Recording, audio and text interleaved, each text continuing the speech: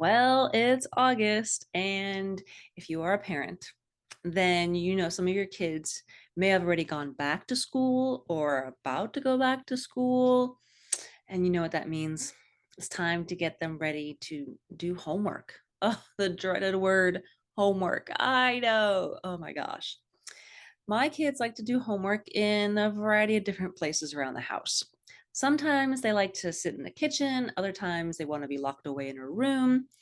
So that's why I want to help you parents now to get in the mindset and get a homework study area set up for them before school starts. Hopefully, it hasn't started yet, or maybe they haven't had very much homework yet, and this is a chance to get started. So let's get into finding and creating a homework study area in this episode. Okay, welcome to the Creative Home Podcast. I am your host, Kasha McDaniel. Thank you so much for listening. And I am trying to start a new thing with my podcast where you can now see me on YouTube. If you go to my YouTube channel, Blue Diamond Staging and Design, you'll see me talking to you into the camera. But if you're not and you just want to listen to the audio, that's fine. There won't be any difference there, but you'll still hear me. So, yay. So, you may see me looking down at my notes or whatever, or not looking at the camera directly. But if you're listening on audio, it doesn't really matter. You'll be fine, right? Okay, so let's get back to the topic of a homework study area. Okay, so my kids still have a few weeks before school starts, and we've already done some school supply shopping. Now, I'm not trying to guilt you into anything if you haven't done that yet, but they're already ready. They are, but they aren't, So they're excited to see their friends and do all that. But yeah, it's just one things you got to get done, right? So I'm not trying to guilt you into anything, but this is just a gentle reminder to get you into that mindset of getting ready for school and getting your kids ready for school. So in this week's episode, I want to remind you of the homework areas. And we created one back for what was sixth grader last spring because I realized that what she was doing was just not conducive for getting work done timely. She was distracted. She was laying on her bed, writing, notes and journals and stuff like that. I'm like, oh, no, no, this is not going to work. So we ended up finding her a desk that we got, put it in a different room, not in her bedroom, and got her a chair and got her set up. So it turned out that worked out nicely for my college student who came home for the summer because then she took some summer classes online, and that was a great space for her to do her work, close the door, and get stuff done, right? So let's talk about some ideas on how to create a homework area and where you can take a look, right? And it really depends on the age of your child. And it's going to be different for each child, whether it's the age or even just the way their brain works, right? How they prefer to get things done. Do they need noise? Do they not? Do they need help? Do they not? Some of them when they're younger especially can sit at the kitchen island because all they have is a little worksheet, and they have to color in some things, and it's like they can be there when you're maybe getting dinner ready or doing things around them, right? And then that way you're nearby when they can ask a question of, how do I spell this again, or what do I have to do here, you know what I mean? So yeah, so the kitchen island, dining room table, maybe if you have a dining room that you don't use very often, an eating kitchen table, maybe that's something that works for you and your kids, because they need that somebody to be around them, right? And that's perfectly fine. That's, again, up to them. That works best for them, right? As they get older, they may need a little more privacy and more space and just some peace and quiet, maybe. But again, it depends on the child, right? So you might want to consider the bedroom, putting a desk in the bedroom. You might also want to think about um, maybe finding, if you have a bonus room, right? Like over the garage or something like that, or maybe another room that you just don't use very often. Maybe it's your home office, that if you have a home office, then maybe they can kind of sit off to the side or sit at your desk, that may be something, right? If you have a basement, that's a possible area. I know houses in North Carolina, at least in the middle part of North Carolina, don't normally have basements. We have crawl spaces, Yeah, that doesn't count. But in other previous houses we've had basements, and that's a great space because it's quiet, it's downstairs, it's away from all the noise from everybody else. So that may be something you may want to consider, is setting up a homework area in the basement, or a storage room. Yeah, you're thinking, wait, what? We had in our basement, we had a rec room and a playroom and a wet bar area and things like that. That's not quite conducive for homework, but we had a storage area that had a door that you could close. So in this area, that's where we kind of set up the desk and a chair and, and things like that for the homework working area. Right. So that may be something. Just take off a little space. In another room, we had the storage where we had like luggage and boxes and things like that tucked away in there. And then we found a corner in that room to put a desk and a chair. So again, up to you, figure out what works best for you, and your child. What is it that they need, right? So those are just some rooms to consider for a homework study area.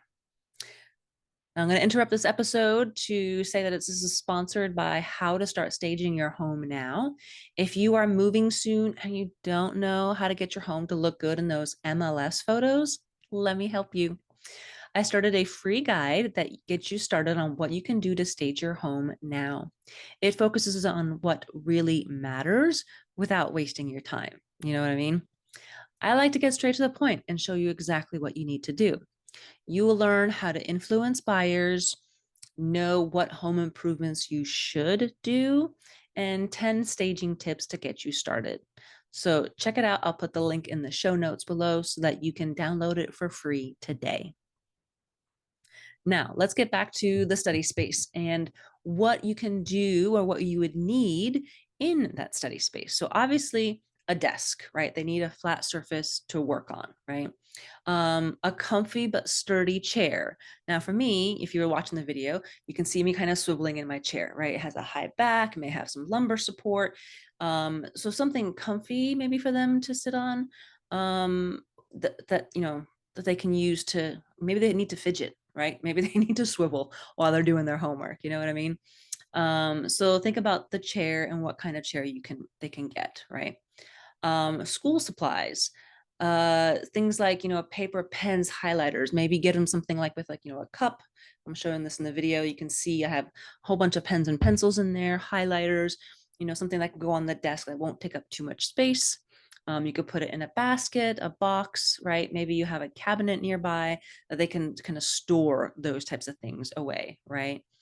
In that study space, you might want to consider the lighting in there. Is it bright enough? Is it too dark? Are there windows? Maybe they need an extra light in there, maybe a desk lamp or a floor lamp or something like that. It really depends on the space. So take a look at what the lighting looks like.